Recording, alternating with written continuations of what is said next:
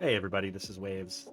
I'm going to do a quick video going over the talents and overall changes to Unholy DKs in Cataclysm. So this is in preparation for the pre-patch. I will be doing a more comprehensive video much later on Unholy and on Frost, and then I'll also be doing a pre-patch rotation video for Unholy. So let's start out by looking at our specialization. This is something that we get different in Cataclysm, and that's that when we choose Unholy, we get a few abilities right off the bat. Number one, we get Scourge Strike. So we don't need a talent for it, we just get it by choosing the Unholy tree. We get our pet, of course, right off the bat. We also get Reaping, which when we hit with Festering Strike and Pestilence, but most importantly Festering Strike, a new ability in Cataclysm, it changes blood and frost runes to death runes. Unholy Might gives us extra strength. This makes strength even more important to us as an Unholy DK. And finally, our mastery is shadow damage. So this is another change with Cataclysm. Cataclysm brought these masteries. Each spec gets its own mastery. Blood DKs get a shield. Frost DKs get frost damage, and we get shadow damage, which allows our Scourge Strike and our Blood Plague to scale. So let's jump into the Unholy Tree. So first off, we're going to take 3 points in Virulence. That gives us extra disease damage, and 3 in Epidemic. This will increase our diseases to a full 33 seconds, much longer than in Wrath. Second thing we're going to take is Morbidity. Now, one of the changes, big changes in Cataclysm, is how our Death and Decay works. Death and Decay is no longer 3 runes. It's only 1 Unholy rune, and it's now on a 30-second cooldown. The important thing, though, is that we still use this on cooldown, because per rune, it is our most damaging ability. Additionally, we get an extra 15% Death Coil. I'll talk more about that later. We will be using Death Coil a lot. We just need 1 filler point to get to the next level. I'm going to take 1 in Unholy Command.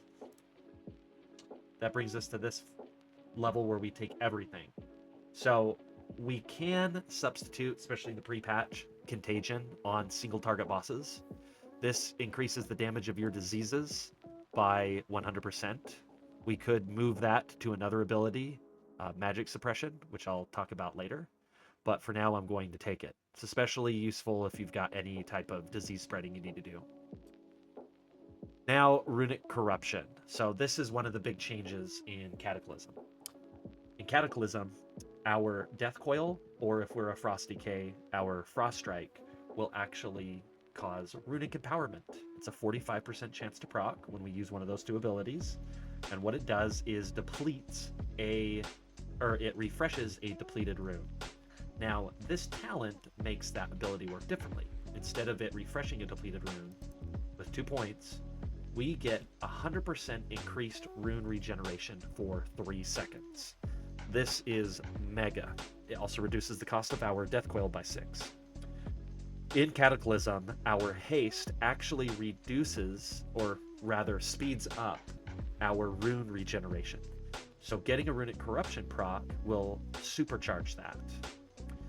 This is why we want, well, not the only reason, but it's one of the reasons why we want to constantly use Death Coils. I'm going to talk about Unholy Frenzy, and I'm going to then save Shadow Infusion in a little bit. Unholy Frenzy, instead of doing damage like it did in Wrath, it now gives us a haste.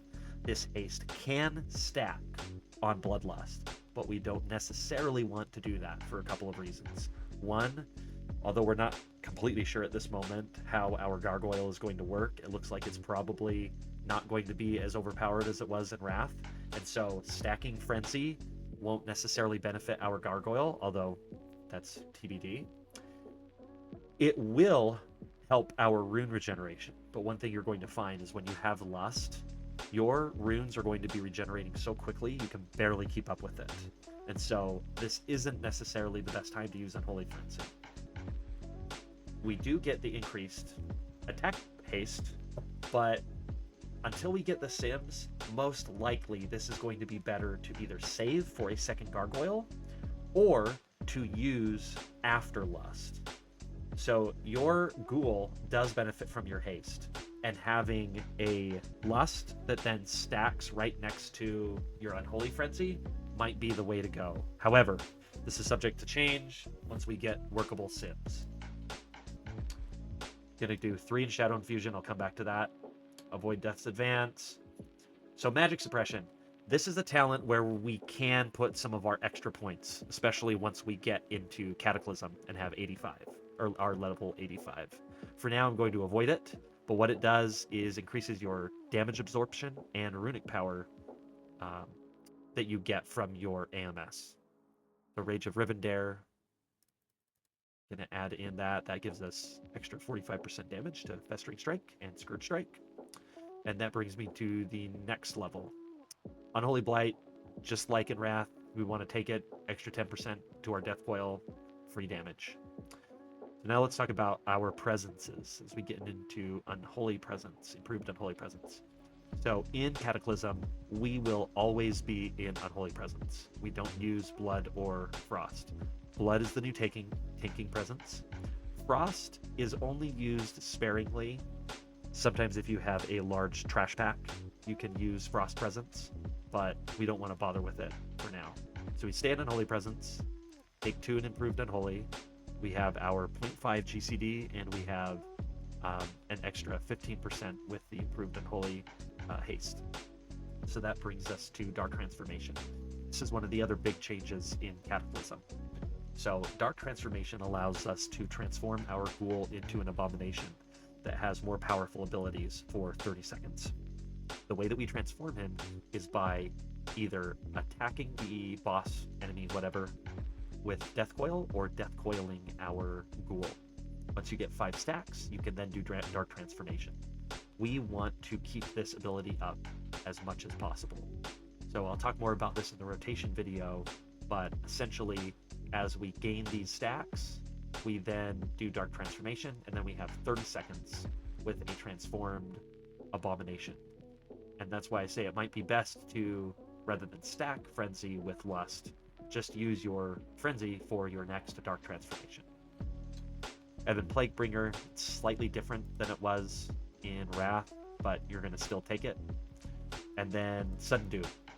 This is a change. We now have Sudden Doom and Unholy.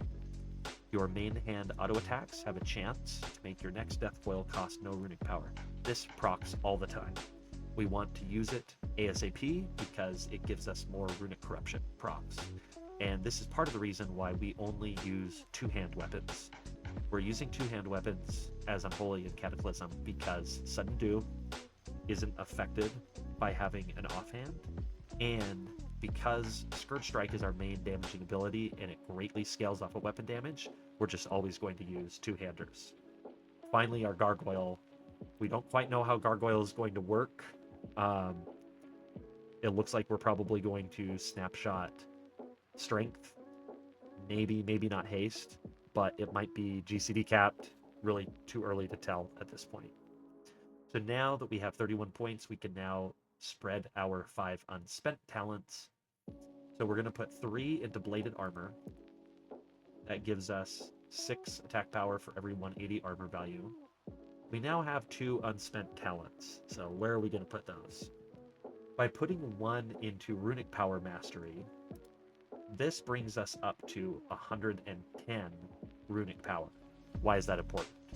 Because Death Coil, thanks to Runic Corruption, costs 34 Runic Power.